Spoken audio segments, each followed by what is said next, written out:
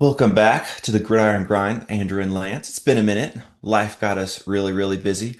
We've been wanting to talk about Aaron Rodgers, and we just haven't got the chance to. We haven't got the chance to, but we're here. It's time. Let's get to it. Aaron Rodgers is a Pittsburgh Steeler. Minnesota fans everywhere can finally breathe because the the noose around our neck of possible Aaron Rodgers sighting is over with. We can move on to JJ McCarthy. Well, Andrew, I was just going to a point of clarification there. I think that the Vikings and Rodgers are still in communication, according to Diana Rossini. Probably, probably they're probably saying, "Hey, can you trade for me mid-season?" Yeah, yeah. I wouldn't doubt it. I wouldn't doubt it. I will give Rodgers just the smidget bit of credit. The deal he signed was cheaper than I figured that he would. It was what, 13 million, something like that, which for a starter caliber quarterback in this league, that's not bad. I'll give him credit there. That's as much credit as I give. You know, the salary was actually better than I thought it would be. Hmm. Truly, I really thought that Aaron was going to try to hold out for a 20-30 million contract Yep. because Same. I thought I, I don't know. The part I'm skeptical about is how much is he going to lift up your team? I just don't know at this point. I don't. I Steelers defense is awesome. It's awesome. It's a great defense. Mike Tomlin always has the defensive side of the ball figured out. But the question I keep asking myself in today's NFL is, can a defensive coach be a successful NFL head coach? And Mm. I don't know, man. I'm increasingly believing the answer is no. So I've tried to think, when was the last time we had a successful defensive coordinator or a defensive coach be a head coach that won a Super Bowl? I guess Bill Probably Belichick. Belichick. Yeah. Uh, Yeah, that's the only one I can think of. Sean McVay is a no. Andy Reid, Yeah. no. Nick Sirianni, No. no. No. Uh, Dan Campbell is a special teams coach with some offensive experience, so But it's still hasn't won a still Super a Bowl. no. But I'm just saying, like even like successful coaches. I guess there's Sean Hmm. McDermott, but McDermott runs into the same roadblock. The offense can't carry them to the Super Bowl, Hmm. and so it's like Man. Yeah. That's I don't know, tough. man. John Harbaugh is a good coach, but he was a special teams coach, mostly with a little bit of Hmm. defensive experience. I'm not loving it. I'm not loving the fact also that the Steelers kept the same offensive coordinator. Arthur Smith. Yeah, that's strange. So strange. Well, it's like, to me, if I'm Mike Tomlin, I'd have to go into the season knowing this probably is my last shot. I mean, just Or at least very realistically, soon. I, would fans really love a 9-8 finish, barely squeaking in the playoffs and getting obliterated by a team in the first round? Probably not, because Hey, you I don't get a secured a good winning draft pick record, that way. but I don't see the foundation being built. And then you trade away George Pickens, which that's fine. That's fine. But what's the vision? Like what's the long Hmm. term? Like kind of like I feel like the Pittsburgh Steelers and Seattle Seahawks are on a similar track right now. What is the direction of your team? Get me bought Yeah. in. What is the vision? Where are we going? I just don't see it. And it's like, Seahawks, we got two slot corners, or not corners, wide receivers. Oh, fantastic. That's wonderful. How are you going to get them on the field at the same time? Well, we picked up a quarterback that we think could be good, but just had a really bad mini camp. Okay. I mean, willing to give you a little more time because he's a young quarterback, so maybe he's going to grow in his role. But I mean, the Aaron Rodgers of the past 3 seasons, even Steven talked about this on our podcast, that Aaron Rodgers Hmm. is not the Aaron Rodgers of old, that we need to Nope. firmly accept that is, but it kind of feels like the media is trying to sell this like, oh, this is it. He's finally with an organization. He could take off and they could go selling in the playoffs. And I don't know, man. What do you think? Where's your mind at right now? You think they're going to be successful? Define successful. They won a playoff game. Win a playoff game? Okay, let me see. Um, I didn't like them moving on from George Pickens when signing Aaron Rodgers. Because if you kept George Pickens with Aaron Rodgers, you have two really good receivers. Okay, I kind of can see something there, but I do understand trading him because he was volatile. He didn't want to be with the team anymore, and they got decent compensation. They got a second round pick, is that right? Um, so it's not bad, and he had 1 year left on his deal. So Mm, they probably weren't going to re-sign him. They were just losing for nothing. Or is it a third round pick? I'm not sure, but I it's a think it was decent a pick. third round pick, but I'm just looking. So Yeah. Um, yeah. So I've been hearing also some things that with Rodgers, of course, since he's played in the league for like 800 years, he can see the field really well. So his mind is for football at least, not for much else, but his mind for football is still strong. So he'd be able to read the defenses and know where he needs to get the ball, and he still has an okay arm, and is definitely better than what they had because they had Mason Rudolph. Now, you could argue they should have addressed this a lot sooner. Yes, they should have grabbed anyone else that was out there. If they got Sam Darnold, I'd be like, awesome. You guys might win a playoff game. If they got Geno Smith, awesome. You guys might win a playoff game. If they drafted one of these quarterbacks, hey, maybe next year you guys can do something once this kid develops. If they traded for Kirk Cousins, you guys might win a playoff game.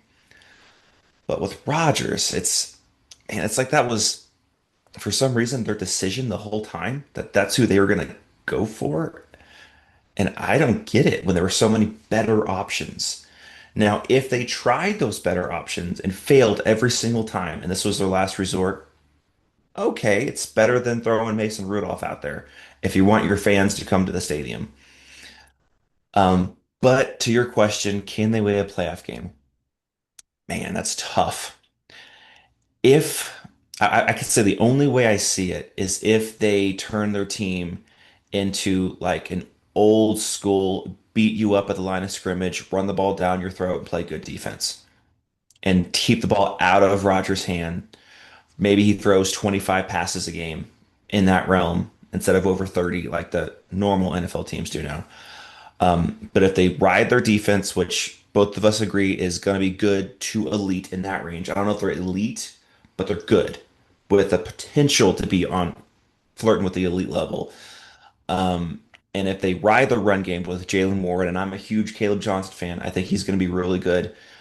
Their offensive line's fine, not great, but if they can run the ball well, play really good defense, and then Rodgers just has to make some third down throws, which he probably still can do, then maybe. But that's a lot of ifs. That's a lot of asterisks. That's a lot of certain situations that have to go their way. So overall, I would say no. I would even say they probably don't make the playoffs, but they're going to be right on the edge, just like they always are. Maybe a team falls last week of the season and they sneak in, kind of a thing. But they're in a pretty tough division.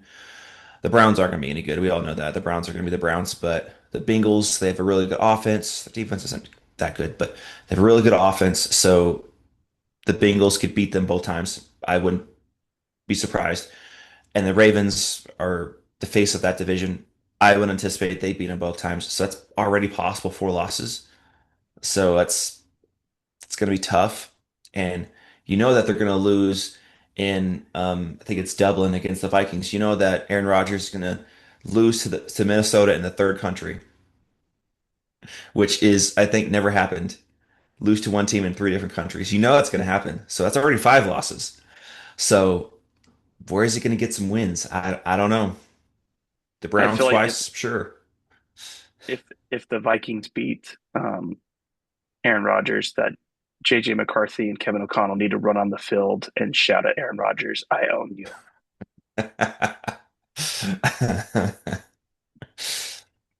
Yeah. And with that, that also means since the NFC North plays that division, they got to play the Lions and the Packers. That's probably 2 more losses. It's just we're already added up to about 7, 8 losses just off of like a few teams. I don't know. It's hard to see it. We were going back and forth on our team's chat, and I was just being crazy, being silly, and saying, "Yeah, they're going 11-5, playoffs, baby." We all know I didn't believe that.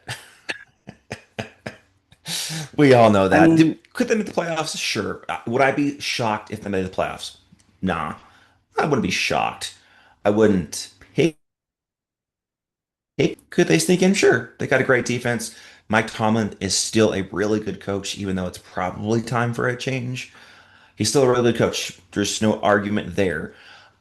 And Aaron Rodgers is better than what they had on their team. So, and he's possibly better than the quarterbacks they had last year. That's an argument that I could have either way. Russell Wilson, Aaron Rodgers, who's better right now? I don't know. It's a toss-up. And they made the playoffs last year with Russell Wilson and Justin Fields as their quarterback. And they had possibly have a better team. I probably would pick DK Metcalf over George Pickens.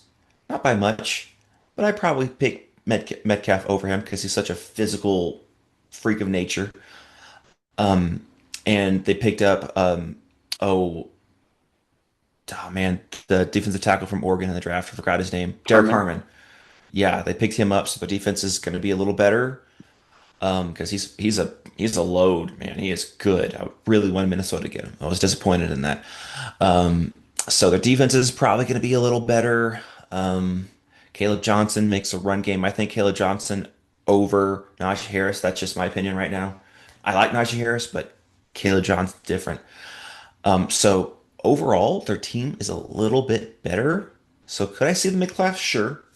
But winning a playoff game, probably not, because they're probably going to be like a 6, 7 seed having to play like at Buffalo, at Kansas City, at Baltimore, something like that. And I don't see him winning that game. Yeah, I don't know. I'm not loving the fact that they have Robert Woods listed as one of their main options at receiver to start out. Um, That's fair. That's it fair. just feels Outside like DK a, Metcalf, yeah. but it just feels like a washed up formula. It just feels like, even like Hmm. on defense, they picked up Darius Slay. I really love Darius Slay. Yeah. I should say Slay. His name's Slay. He always goes by Slay. But um, But he's old. that that cliff is real for cornerbacks. And when you hit that Yes, it cliff, is. you know, Yes. as an Eagles fan, I watched it happen with James Bradbury in real time, and Hmm. it sucked. Sucked because that first year we had him, he was amazing. Second year, Hmm. he he probably couldn't even defend an offensive lineman. He was having that hard of a time keeping up with people running. I'll never forget that Seattle Seahawks Monday Night Football game. He single handedly cost the Eagles that game. It was brutal. And then the Arizona Cardinals game again. Uh, oh, maybe Calvin Austin Yeah. can do it, but Pat Firemouth is another big question mark. You just gave him a big deal, but the guy has been very limited in his availability. And And not to mention their second tight end, I think he had some significant injury. Oh, I forgot his name, but he's like their big young oh, guy. Darnell I think in Washington. yes, yes, he had a big injury. I don't know what it was, but because they were talking with the Dolphins for trading for Jonnu Smith, and then talks fell through. But then Darnell Washington got hurt, and now they open up talks again because Arthur Smith loves his Jonnu Smith. Smith to Smith connection. It just is a thing. So I mean, if they picked up Jonnu Smith, I think that actually would be beneficial for the Steelers because I think Jonnu Smith is still a pretty decent receiving tight end. He can still get some things done, and that could be beneficial. They can go two tight ends, and I wouldn't disagree with that setup. So if they did that, they haven't done it yet, but I would think that would be helpful for them if they went through with that. Yeah, I just I still go back to offensive coordinator. I just don't understand it because Yeah, it could yeah, just be me, Andrew, but I don't blame Doug Peterson for the Jacksonville Jaguars failures. I think that it's unfair to put it all on his shoulders. There's just so much.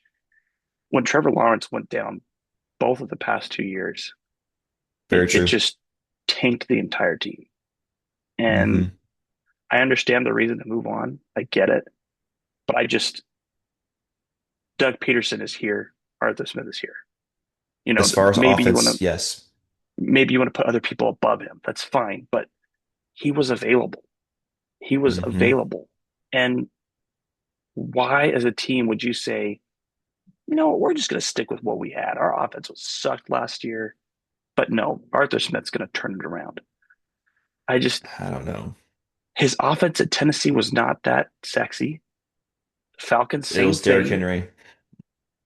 But that's the point. It's like, Hmm. I mean, come on, Andrew. You can't tell me that you believe at this time that Caleb Johnson or Jalen Warren could beat Derrick Henry. I- No, that is a no, not at pipe all. dream. Yeah, not Like at all. Absolutely not. I I would put Caleb Johnson at a B minus level right now. That would be a realistic, like, let's say 700 yards, 600 yards. You'd feel good about that. That's a season you could build on and work forward with. But even that, you got to make sure the offense meshes. And then the other thing I just read about, I forgot, was I had heard that an ESPN insider, make sure I get it right who it is, Jeremy Fowler was reporting that the reason they traded Pickens was per the request of Aaron Rodgers. Oh, interesting. Okay. And who knows if that's actually true, but that I is believe too what Fowler says. Yeah. that is too high maintenance personalities clashing Yeah. for spotlight. But it's like that already just makes me feel like, man, this guy is so obsessed with stats and having control. I just don't know if he can win. I don't know. Hmm. I mean, like, like take for example, right? Even Justin, kind of Justin Jefferson sometimes can kind of be a little dogmatic, like what he wants. But I think like AJ Brown and Jalen Hurts, right? Like they had a spat last year. And what if Jalen Hurts Yeah. went to the Eagles and said, I want him out. I want him out. I'm tired of the distraction he's causing this team. It's my team. Like, I would absolutely detest Jalen Hurts for that thinking because Hmm. nobody benefits from you having an ego struggle with a teammate. Right. You need to put need the team first, especially as the quarterback. So Hmm. remains to be seen if it's true or not. But we saw what happened in New York. We saw all the friends that Aaron Rodgers brought in with him. Um, it's real. Like he definitely likes Oh. control. Strangely enough, Alan Lazard has stated that he doesn't want to leave New York. So he might not be going back to his boy Rodgers. Well, that might be salary. He might be getting more of a salary right now than if he was released and went somewhere else. That's true. He is getting paid decent money for what he still can produce on the field. Dude, I don't know why they ever signed him. It's That's because of why Rodgers. Rodgers called for it. I'm a firm believer that the owner does not need to be actively involved unless Oh it's yeah. like I could deal with like a third, and a third. But when the owner has like 50% say on everything, like coming in and like, no, I don't want that. No, I don't want that. Like, Hmm. but that's why he received what he received like an F as an owner from people Yep. in the NFLPA grades. I mean, what an embarrassing grade to receive. Uh, just just a crazy situation. So we'll see, man. I hope is not high for the Steelers right now, but who No, it knows? is not. No, it is not. I don't know what their over under win total is supposed to be like with the odds books because they put too much credit to quarterbacks, especially if they have a name. So they probably bumped up one or two wins with the Aaron Rodgers signing, which is silly, but they probably did. They're at 8.5. That's actually fair.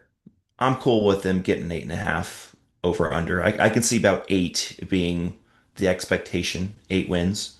So that's fair. That's that's just not great, man. Hmm. Not great.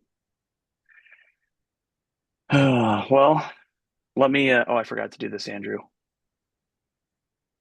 Let me throw up the confetti for you over the fact that your Vikings have now been spared. Yes.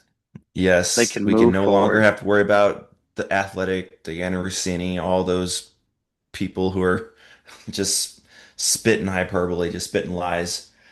And there was a article that Diana, or maybe in a podcast, where she said that fanboys of Minnesota need to get to grips with reality that Aaron Rodgers is a thing, and that was just ridiculous because he never was a thing.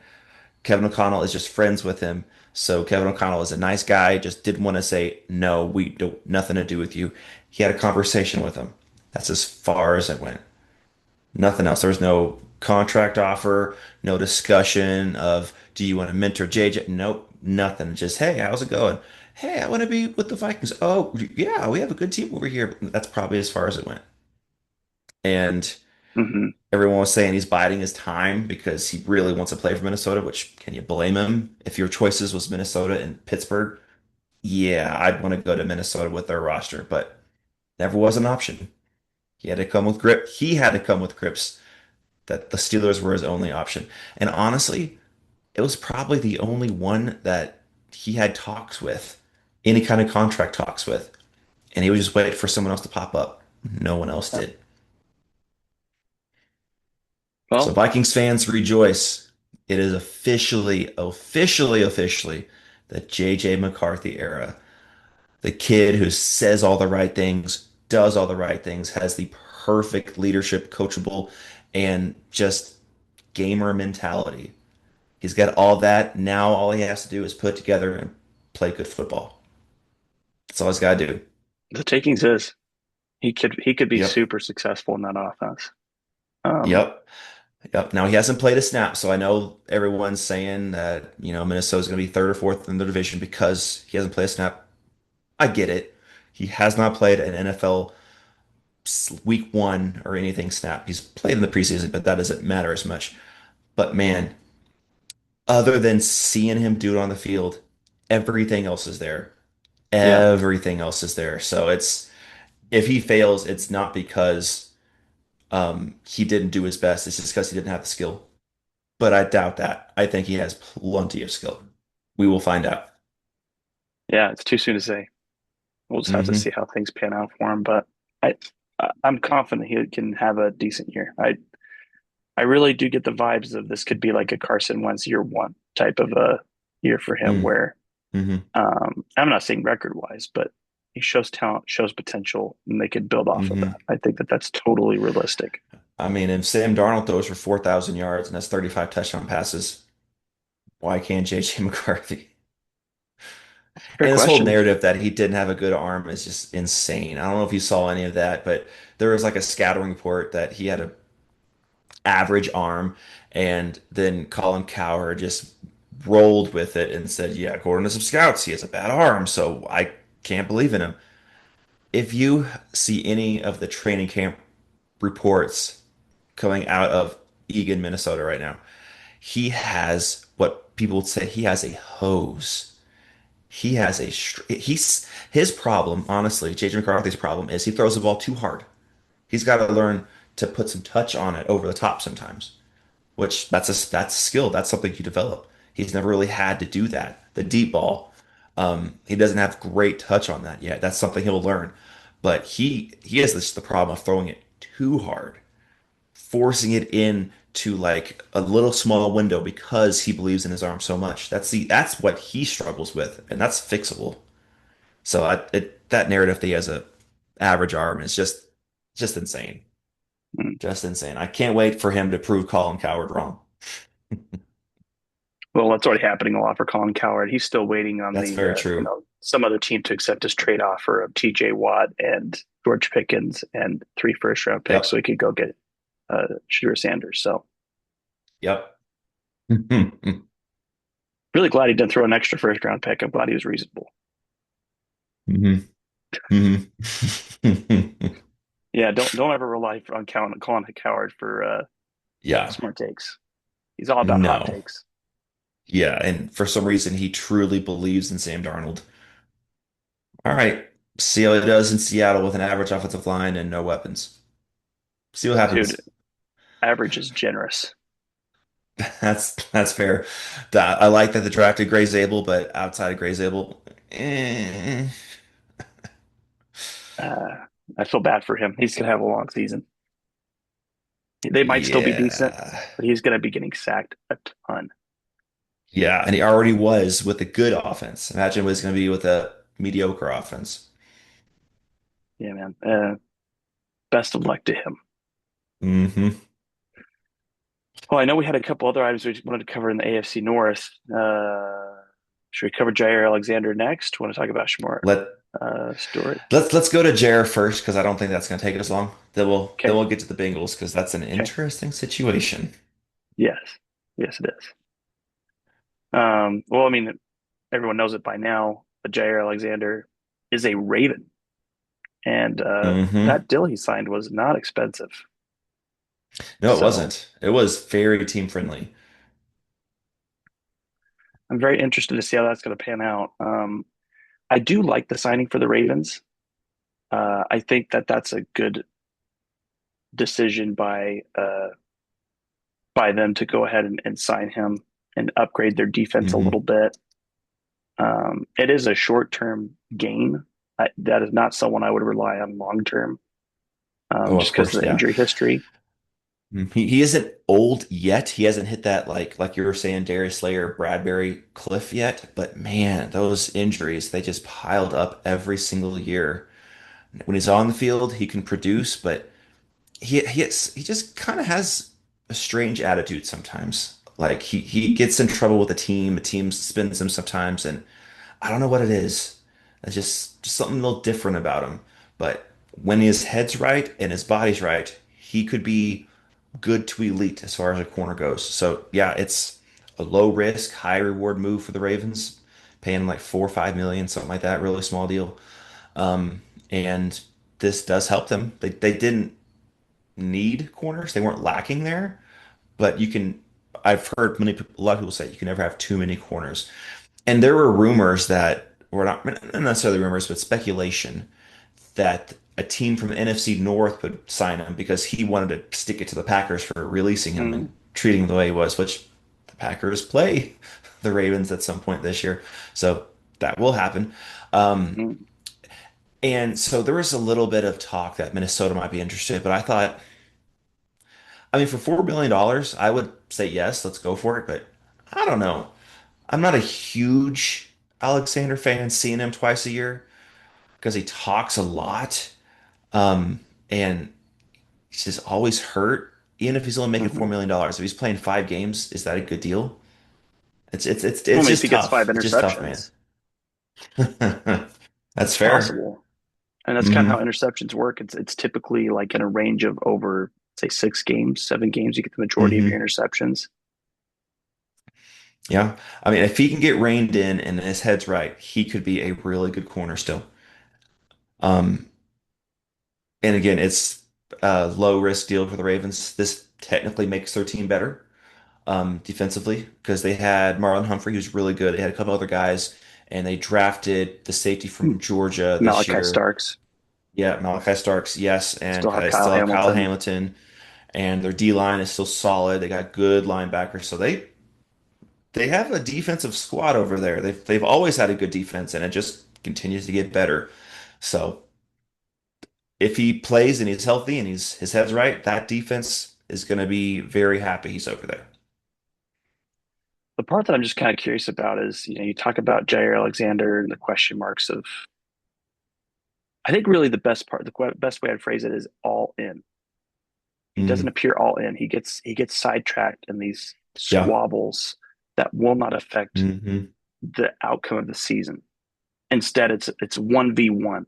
He gets focused on someone dissing him or making him look Hmm. bad, or Yeah. and that can, like, the only way I'd quantify it is like that Chicago Bears moment. I can't remember the name of the player that started waving to the fans and got so Oh siloed. yeah, I can't remember his name either, but yeah, But that is like what Jair Alexander does to me, is he's like gets so focused on the him versus someone else instead of right. my team versus your team. I have great examples for that.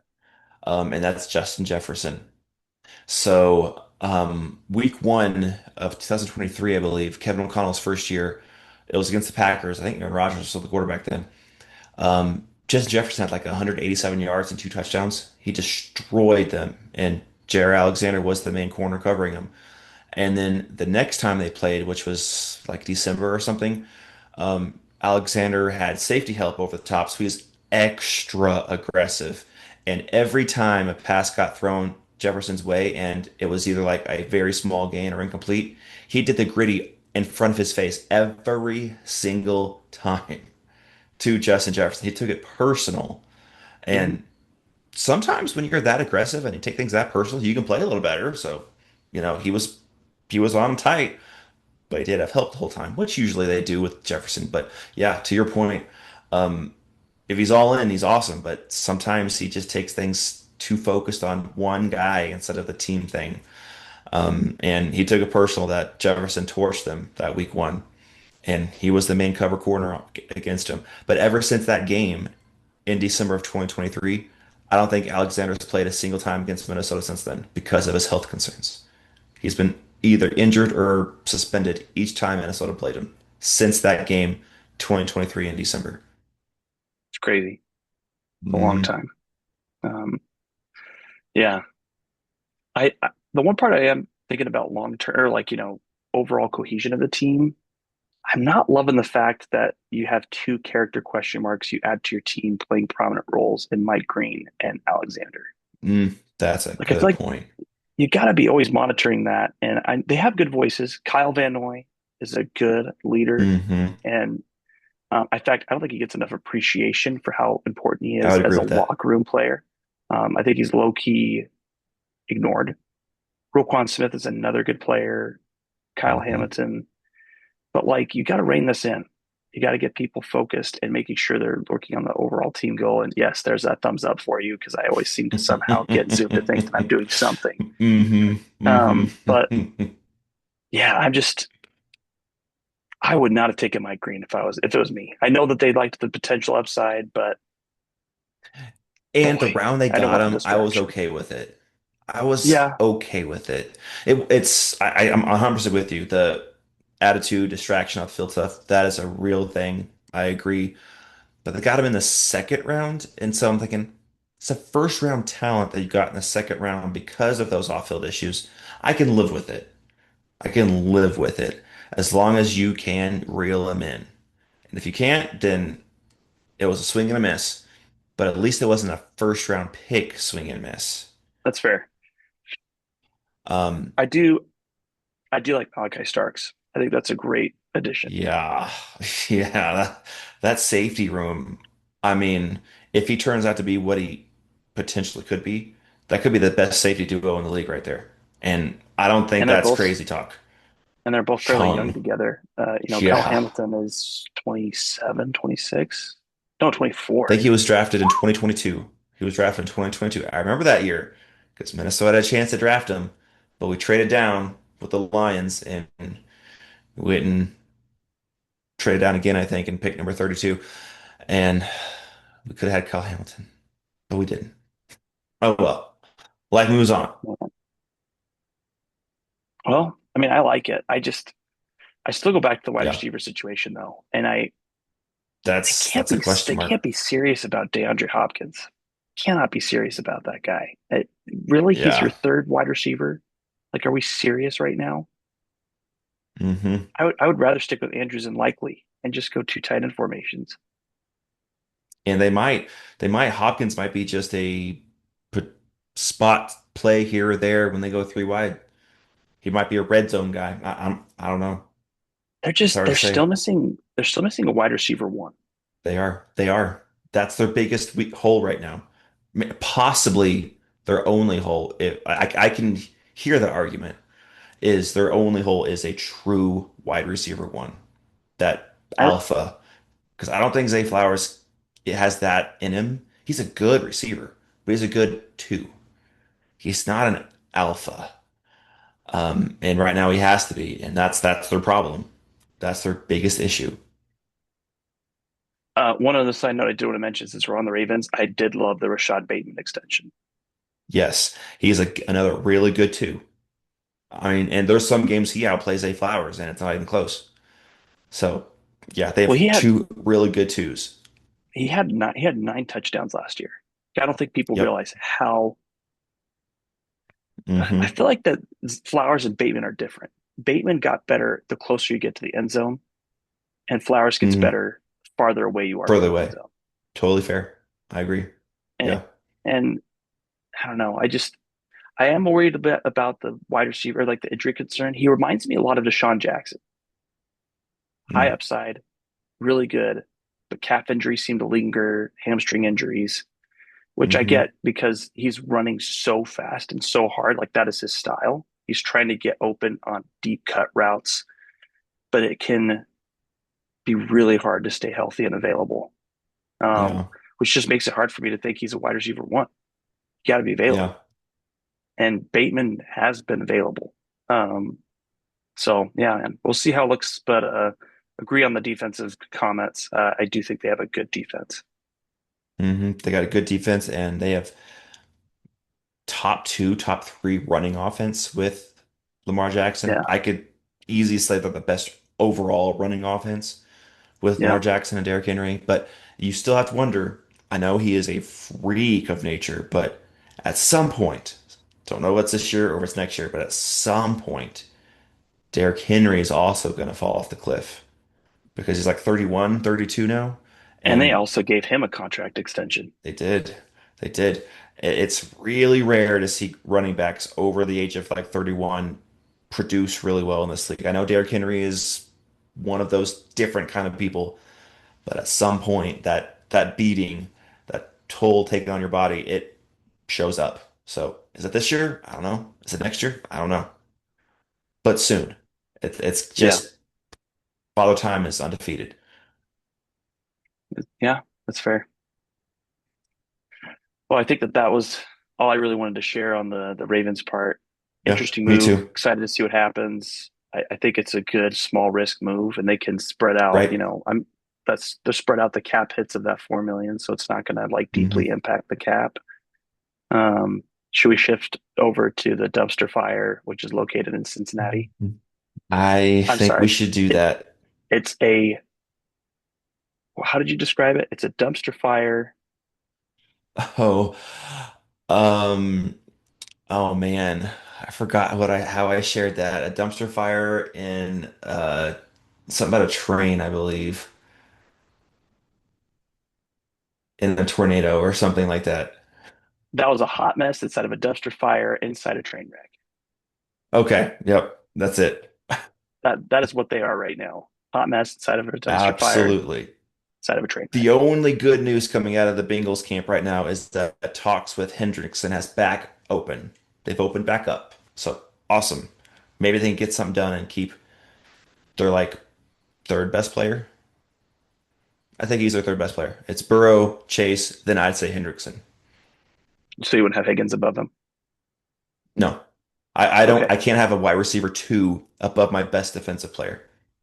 Now, if they that's didn't have fair. Jamar Chase and it was just Higgins as the one and then Hendrickson as the best defense player, I might go Higgins. Maybe it'd be close, but yeah, I can't have a wide receiver two being above my best defensive player because defense is so important. And the That's Bengals fair. have ignored it, and they have nobody back there. And now their number one draft pick, who could have helped at their linebacker slash maybe edge rusher type position, doesn't really want to practice with them because of some strange language in his contract that he doesn't agree with. Now, to the Bengals' defense, I believe that language is common-ish. It has something to do with off-field stuff. Some kind of like there's some kind of wording in there that if there's some off-field issues that they can void his contract in a way of speaking. Like they could fine him and eventually have his contract not fully guaranteed. And that's not awesome to have that in your contract, but you know what you do? Don't get in trouble.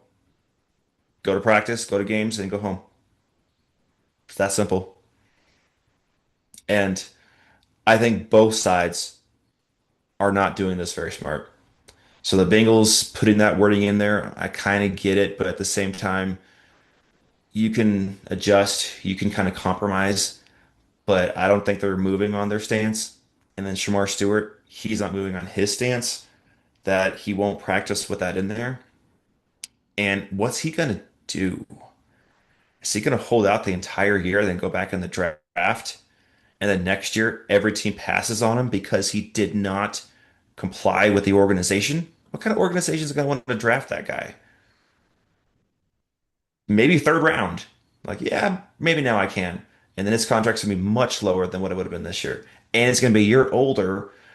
You're further away from getting a actual NFL contract instead of a rookie contract. So I don't get it on both sides. Like you said, it's a dumpster fire. It's a hot mess instead of a dumpster fire instead of a train wreck. It And I don't know how it's going to get resolved. I mean, I would imagine Shamar Stewart just has to cave and sign and attend practices because he's a young kid who wants to play in the NFL and get some money. But so far, he hasn't shown that he's going to do that. So I don't know. I don't know how this is going to turn out. He's probably their second best defensive player, and he might not be a Bengal. Yeah. The part that's tough for Stewart is that there's a pattern that's been established by the Bengals, and the Bengals have Yeah. not broken that pattern, and he'd be the first one they'd change that pattern with. Yeah. And so I do think he has some ground to stand on. I'm not asking for anything more. I'm just asking for what's been provided. And Hmm. so I do get that. I do understand that frustration of like, why me? Why now? Why am I Hmm. the one having to take this contract adjustment? Um, so I could see that part to the Bengals side. And here's kind of like my fault, right? My situation, right? Um, when you repeatedly handle or mishandle contract disputes, it's really hard for me to be on your side. I just That's fair. Chase, Higgins, Burrow, Hendrickson, none of those I Hmm. don't think they handled very well. Nope. Um, the fact that they allowed the Eagles, the Ravens, the Jaguars, there's probably one more team I'm forgetting to jump in front of them and get a contract signed first. Just bad precedent. Burrow took you to the Hmm. Super Bowl. There shouldn't have been any question about getting that contract out of the way early. Um, Yep. the fact they didn't, I mean, the part that I just don't think the fans understand the difference between, I think of the quarterback that signed for 55 million.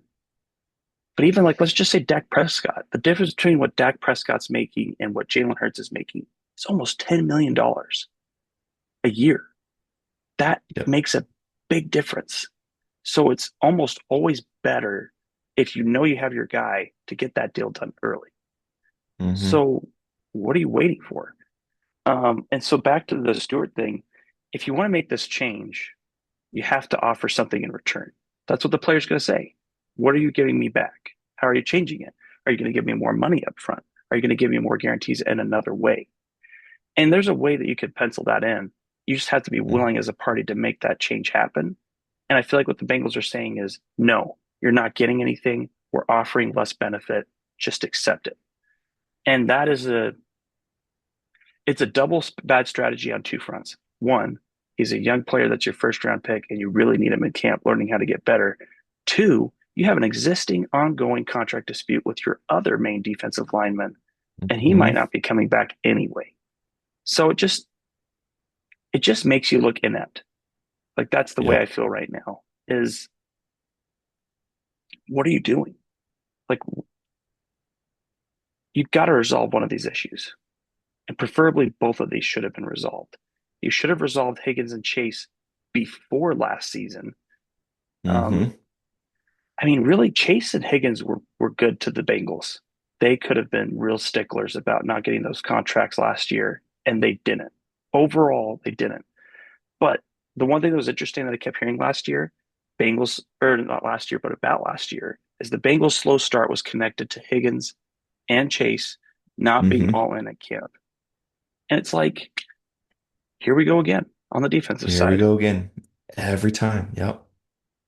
I, but the part that's amazing to me is like the Bengals aren't in the spotlight as much as the Cowboys.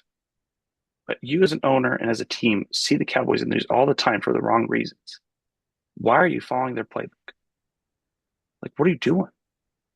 Uh, I and I don't think get it it. comes down to this: is that this was a comment made by Mike Florio. He's not the only guy I listen to. I promise everybody, he's not the only one. There's other people, but he put it best.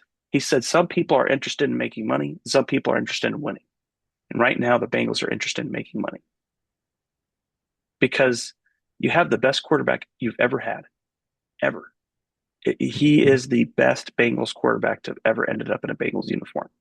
Um, Yep. he's young, and maybe you say he's not old enough, but it's over. He's the best quarterback. This is your window. This is your best chance you're going to have of winning a Super Bowl, and you are not all in. You're not making the right moves. You're not going about things the Hmm. right way. You're adding drama to the story that doesn't need to be there. Um, like another part that I'm trying to think about, we're different. We differ somewhat on Taylor, the coach, as far as how good he is or not. Hmm. But the one thing I think we can agree on, Taylor should be going into the season thinking, this might be my last year. It's possible. Yeah. And if he's not approaching it that way, he's not being a good coach because he Yeah. totally mishandled last season. I mean, on epic proportions. They losing to the Patriots to start out the gate was not a They weren't stumble. prepared. It's Yeah. like running for the first 10 feet and then completely sliding into the ground, getting the worst carpet burn ever. Like it didn't just feel bad, it looks bad. Hmm. And they kind of recovered and they kind of limped to the finish, but they couldn't do enough to get to the playoffs. But And that's the every year thing with them is they start out the year so slow, and it has everything to do with all that you've touched on with the offseason issues, coach not having the team prepared, the players not being bought and all in, and they start out like 1-4, and you're in that big of a hole. It is very hard to climb out of. And they're a really good team, so they climb, they fight, they scratch, they claw, and they get close. And if they made it to the playoffs last year, they could have done some damage because of how much momentum they had. They were going to be a yeah, scary team to play. Any team that played the Bengals in the playoffs last year, they were in for a fight. But unfortunately for the Bengals, they couldn't get over that hump because they were in such a big hole because of the way they started. yeah. Well, I mean, it all matters. And that's what I love about Hmm. the NFL. Every single game matters. It Yep. can make the biggest difference in terms of where you join or where you land in the playoffs, Hmm. which is awesome. I do love that about the NFL. I think it's the only sport that's got the schedule down to where that feeling of it really does matter. Every game matters. There are Yep. lulls in basketball. There are lulls in baseball. There are games absolutely where star players take the night off. You can't do that in the NFL. Hmm. Um, Nope. so because I don't, I'm looking at the Bengals depth chart too, and the offensive side of the ball, I'm really impressed. Like they really do have some good pieces, but Yeah, and Chase Brown, the running back, is very underrated. He is talented. agreed. And Mike Gesicki is a solid tight end. I would take Gesicki Yes. right now over Freiermuth. Yeah, Like for yeah, I'm with you. example, Hmm. I would take him over. I would take him over likely, like the number two, the Ravens, but a potential It's number one. close, Like but yeah, I'm probably with you. It's close though. I feel like the Gesicki's more predictable, and likely is like this, and that is really hard on a team because like if you're looking for a number one tight end, I want the give me 60 yards a game over every 4 games you get 120 yards. And Likely's feet are like an inch too long to win a game against the Chiefs. Hey, hey, hey, that's too personal. Come on, Andrew. It's not his fault. We all know the Chiefs shrunk the field by a foot, and that's how they won the football game. Probably, They knew it was probably. going to happen. They're like, there's going to be a moment where where one of the tight ends for the Hmm. Ravens, so let's just shrink it by a foot. No, I'm just Hmm. joking. Um, but dude, I look at that Bengals defense, and I'm like, who, who, Exactly. who? Uh, Exactly. It's scary. oh, not loving it. I do like they picked up Oren Burks. That's the linebacker for the Eagles that filled in for Nakobe Dean. Mm-hmm. A lot of upside, super cheap. I think they got him for $2 million. like super cheap, high upside deal. Well, they don't have much Um, money after paying Burrow and their two receivers. but it just all comes back to if you sign him early, Right. you could have so much more cash. And Hmm. but the thing is that's not what Brown's worried about. He's worried about how can we spread out the hits? How can we make sure we're not eating into my finances too much? Hmm.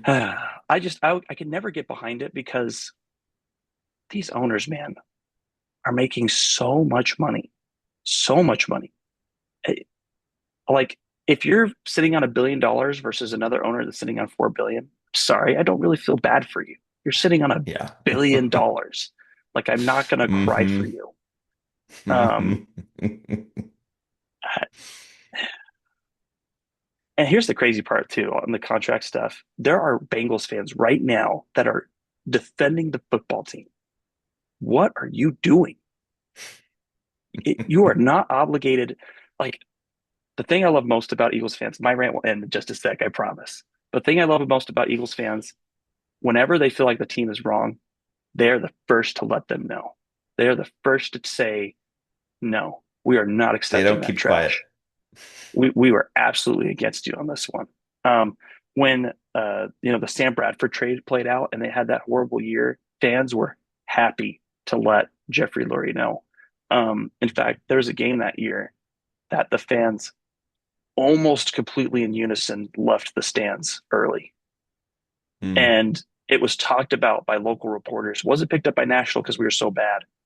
But when I saw that, I was like, like if I'm Jeffrey, I'm like, message received. Because like 2 weeks later, before the season ended, Chip was out.